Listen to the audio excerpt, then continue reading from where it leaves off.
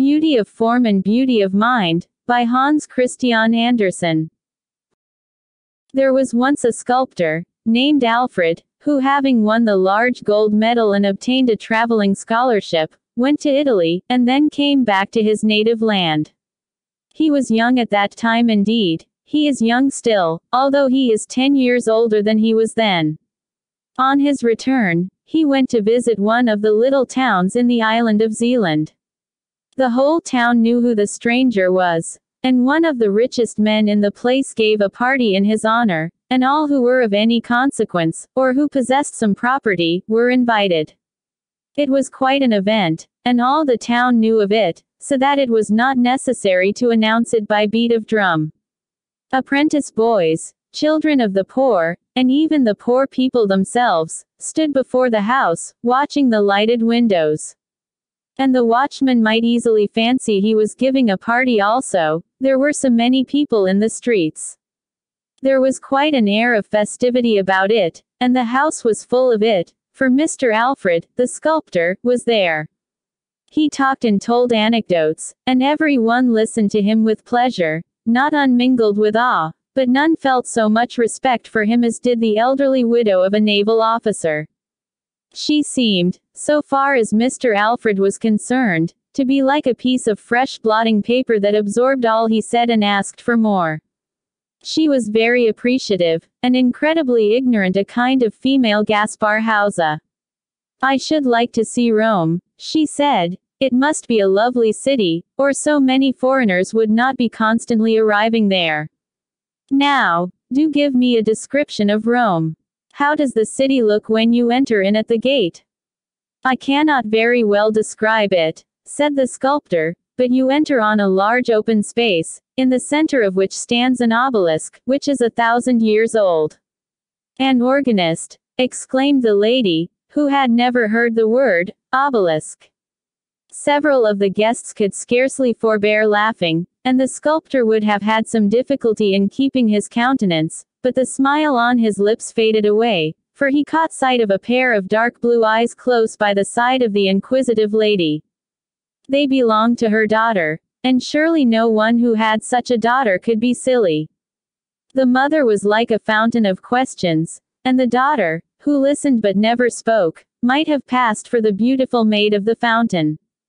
How charming she was! She was a study for the sculptor to contemplate, but not to converse with, for she did not speak, or, at least, very seldom. "Has the Pope a great family?" inquired the lady. The young man answered considerately, as if the question had been a different one, "No, he does not come from a great family." "That is not what I asked," persisted the widow. "I mean, has he a wife and children?" "The Pope is not allowed to marry," replied the gentleman. "I don't like that," was the lady's remark.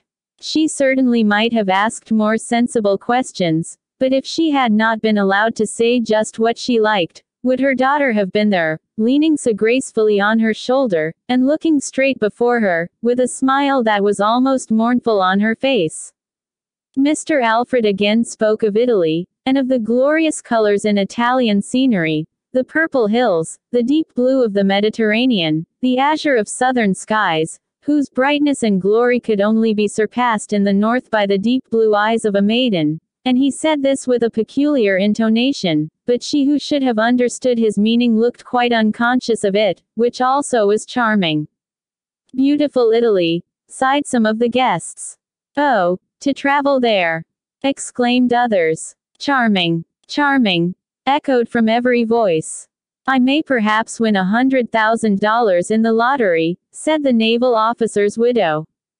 "And if I do, we will travel, I and my daughter, and you, Mr. Alfred, must be our guide. We can all three travel together, with one or two more of our good friends." And she nodded in such a friendly way at the company, that each imagined himself to be the favored person who was to accompany them to Italy. "Yes, we must go," she continued, "but not to those parts where there are robbers. We will keep to Rome. In the public roads one is always safe." The daughter sighed very gently, and how much there may be in a sigh, or attributed to it. The young man attributed a great deal of meaning to this sigh. Those deep blue eyes, which had been lit up this evening in honor of him, must conceal treasures, treasures of heart and mind, richer than all the glories of Rome. And so when he left the party that night, he had lost it completely to the young lady.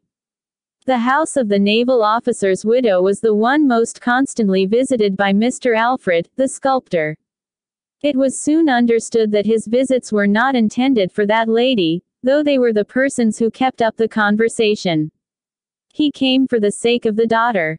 They called her Kayla. Her name was really Karen Malina, and these two names had been contracted into the one name Kayla. She was really beautiful, but some said she was rather dull, and slept late of a morning. She has been accustomed to that, her mother said. She is a beauty, and they are always easily tired. She does sleep rather late, but that makes her eyes so clear. What power seemed to lie in the depths of those dark eyes? The young man felt the truth of the proverb, still waters run deep, and his heart had sunk into their depths. He often talked of his adventures, and the mamma was as simple and eager in her questions as on the first evening they met. It was a pleasure to hear Alfred describe anything.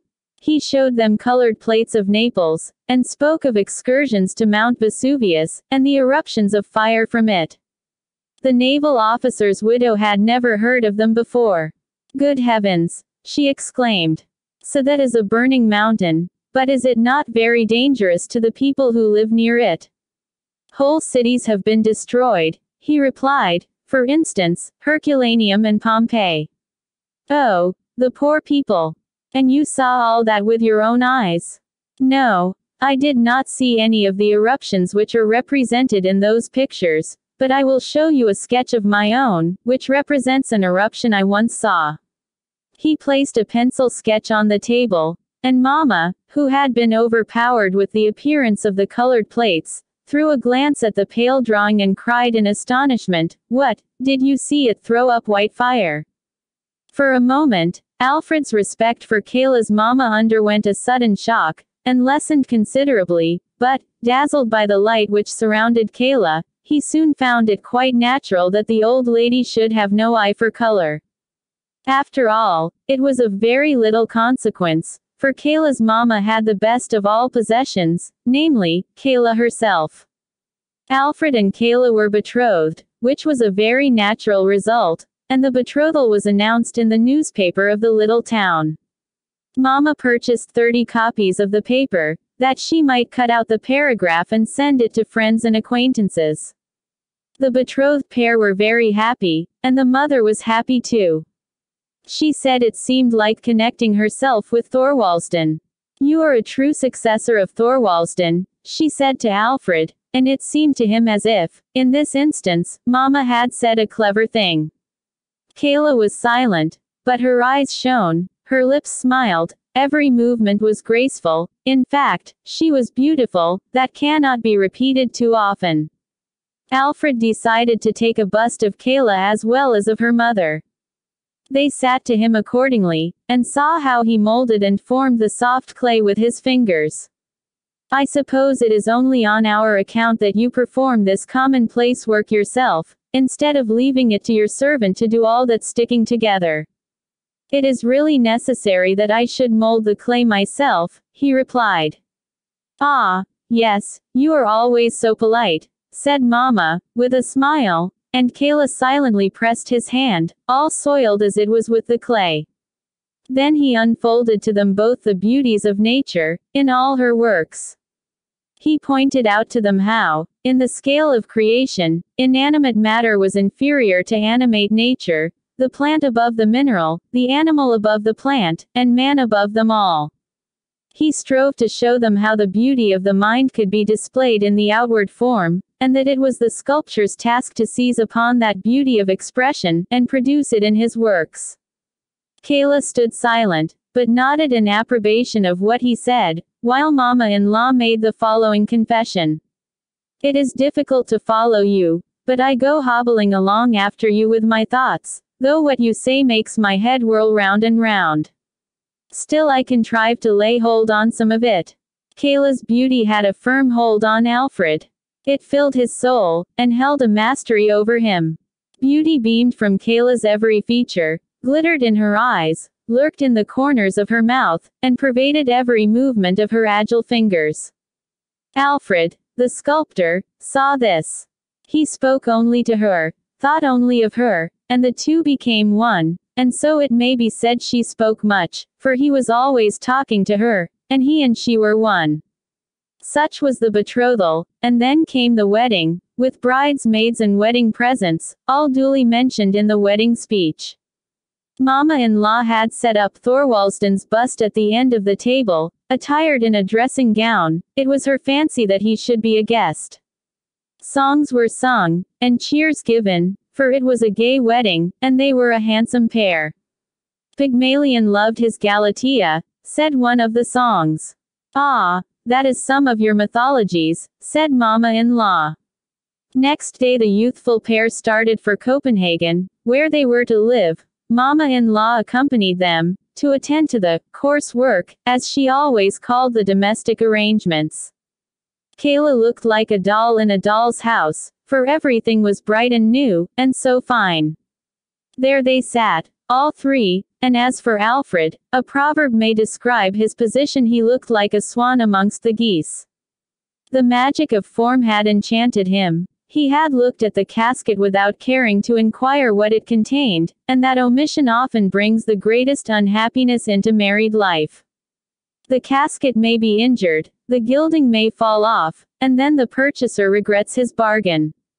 In a large party it is very disagreeable to find a button giving way, with no studs at hand to fall back upon. But it is worse still in a large company to be conscious that your wife and mother-in-law are talking nonsense, and that you cannot depend upon yourself to produce a little ready wit to carry off the stupidity of the whole affair. The young married pair often sat together hand in hand. He would talk, but she could only now and then let fall a word in the same melodious voice, the same bell-like tones. It was a mental relief when Sophie, one of her friends, came to pay them a visit. Sophie was not pretty.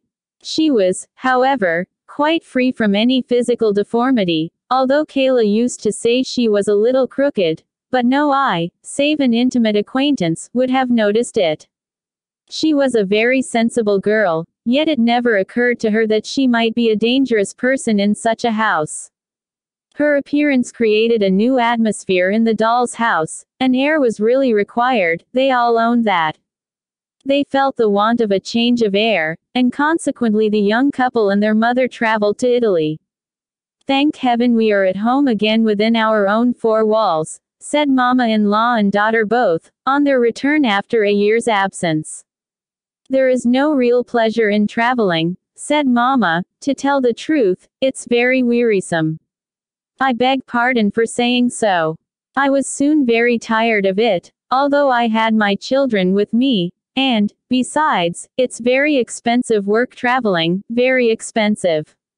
And all those galleries one is expected to see, and the quantity of things you are obliged to run after. It must be done, for very shame. You are sure to be asked when you come back if you have seen everything, and will most likely be told that you've omitted to see what was best worth seeing of all. I got tired at last of those endless Madonnas. I began to think I was turning into a Madonna myself." "And then the living, Mama," said Kayla. "Yes, indeed," she replied. "No such a thing as a respectable meat soup. Their cookery is miserable stuff." The journey had also tired Kayla, but she was always fatigued, that was the worst of it. So they sent for Sophie, and she was taken into the house to reside with them, and her presence there was a great advantage. Mama-in-law acknowledged that Sophie was not only a clever housewife, but well informed and accomplished, though that could hardly be expected in a person of her limited means. She was also a generous-hearted, faithful girl. She showed that thoroughly while Kayla lay sick, fading away. When the casket is everything, the casket should be strong, or else all is over. And all was over with the casket, for Kayla died. She was beautiful, said her mother. She was quite different from the beauties they call antiques, for they are so damaged. A beauty ought to be perfect, and Kayla was a perfect beauty. Alfred wept, and Mama wept, and they both wore mourning.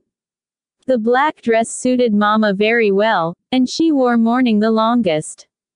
She had also to experience another grief in seeing Alfred marry Sophie, who was nothing at all to look at. He's gone to the very extreme, said Mama-in-law. He has gone from the most beautiful to the ugliest, and he has forgotten his first wife. Men have no constancy. My husband was a very different man, but then he died before me. Pygmalion loved his Galatea, was in the song they sung at my first wedding, said Alfred. I once fell in love with a beautiful statue, which awoke to life in my arms, but the kindred soul, which is a gift from heaven, the angel who can feel and sympathize with and elevate us, I have not found in one till now. You came, Sophie, not in the glory of outward beauty, though you are even fairer than is necessary. The chief thing still remains. You came to teach the sculptor that his work is but dust and clay only, an outward form made of a material that decays, and that what we should seek to obtain is the ethereal essence of mind and spirit. Poor Kayla. Our life was but as a meeting by the wayside. In yonder world, where we shall know each other from a union of mind, we shall be but mere acquaintances. That was not a loving speech, said Sophie, nor spoken like a Christian. In a future state, where there is neither marrying nor giving in marriage, but where, as you say, souls are attracted to each other by sympathy, there everything beautiful develops itself, and is raised to a higher state of existence. Her soul will acquire such completeness that it may harmonize with yours, even more than mine, and you will then once more utter your first rapturous exclamation of your love, beautiful, most beautiful. The end.